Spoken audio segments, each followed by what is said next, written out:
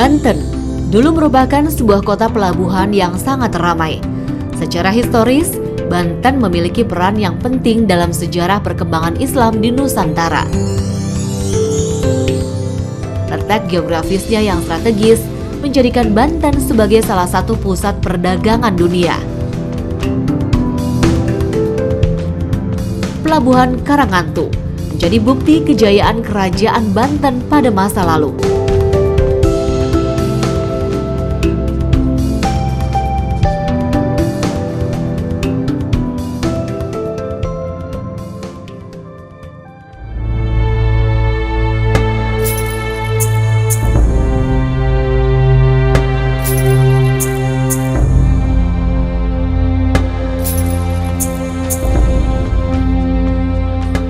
Pada masa pemerintahan Sultan Syarif Hidayatullah, sekitar tahun 1515, dibangun masjid pertama di Banten yang terletak di tepi barat Sungai Cibanten Barat, yang kemudian dikenal dengan Masjid Pecinan Tinggi. Nama Masjid Pecinan karena dahulu masjid ini berada di kawasan pemukiman warga Tionghoa. Masjid Pecinan yang pernah berdiri kokoh pada masanya kini hanya menyisakan puing-puing saja. Selain sisa pondasi bangunan induknya yang terbuat dari batu bata dan batu karang, juga masih tersisa bagian dinding mihrabnya.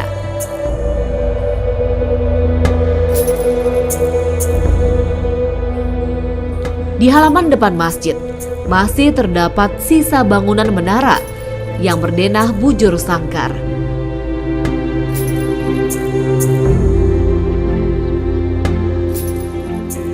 Menara ini terbuat dari bata dengan pondasi dan bagian bawahnya terbuat dari batu karang. Bagian atas menara ini sudah hancur sehingga wujud secara keseluruhan dari bangunan ini sudah tidak tampak lagi.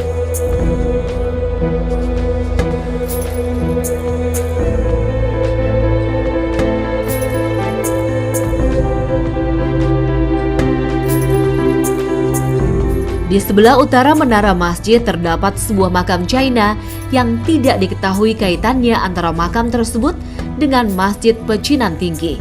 Makam tersebut hanyalah satu-satunya yang terdapat di lokasi ini. Tulisan China yang terdapat di makam itu menjelaskan bahwa yang dikuburkan di sana adalah pasangan suami istri, Tio Mo Xiang dan Chou Kochian, yang berasal dari desa Yinxiao, China. Batu nisan tersebut didirikan pada tahun 1843.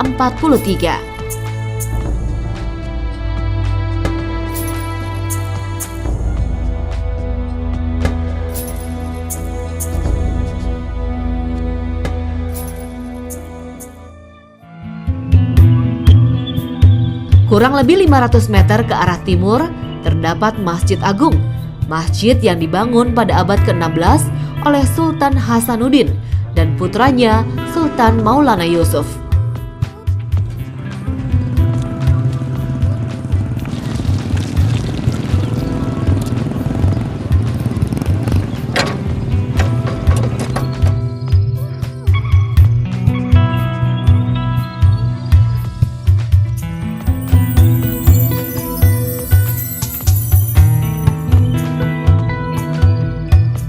Masjid Agung ini masih berdiri kokoh, kendati usianya lebih dari 500 tahun. Masjid Agung kini menjadi simbol dari kota Banten. Kekhasan dari masjid ini adalah keberadaan menara di sebelah timur yang mirip mercusuar. Menara yang terbuat dari batu bata ini memiliki ketinggian sekitar 24 meter.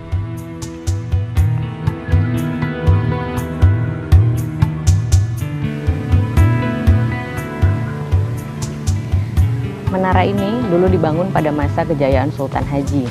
Selain dipergunakan untuk mengumandangkan azan, menara ini juga digunakan untuk memantau perairan laut dan juga menyimpan senjata.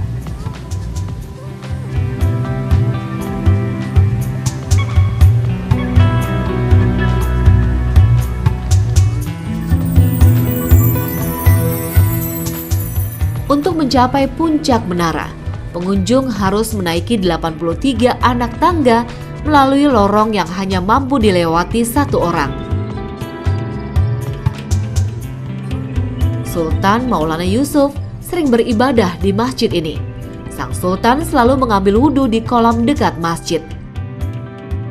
Dulu, air kolam diambil dari kanal Kota Banten sekitar 30 meter di selatan masjid, dengan mengalirkan air melalui 2 buah saluran ke kolam dan dibuang ke kanal utara masjid yang lebih rendah.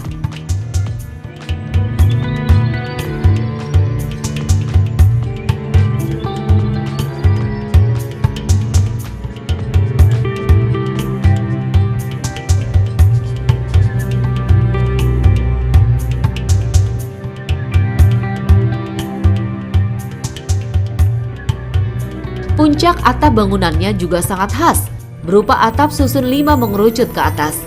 Jika diperhatikan, mirip dengan pagoda China.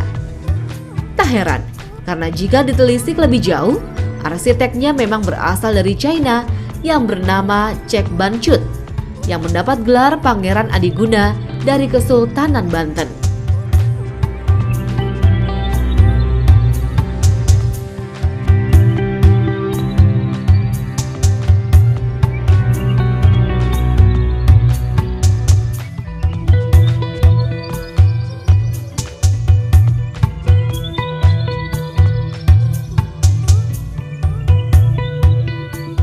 Tak seperti saat ini yang menggunakan azan sebagai pemberitahu masuknya waktu sholat.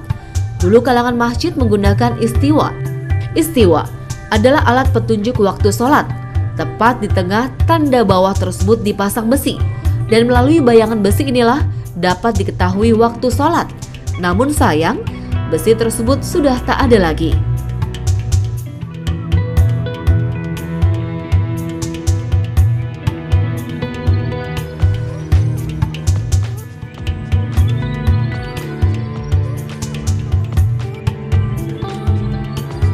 Pintu masuk masjid di sisi depan berjumlah 6 buah yang melambangkan rukun iman.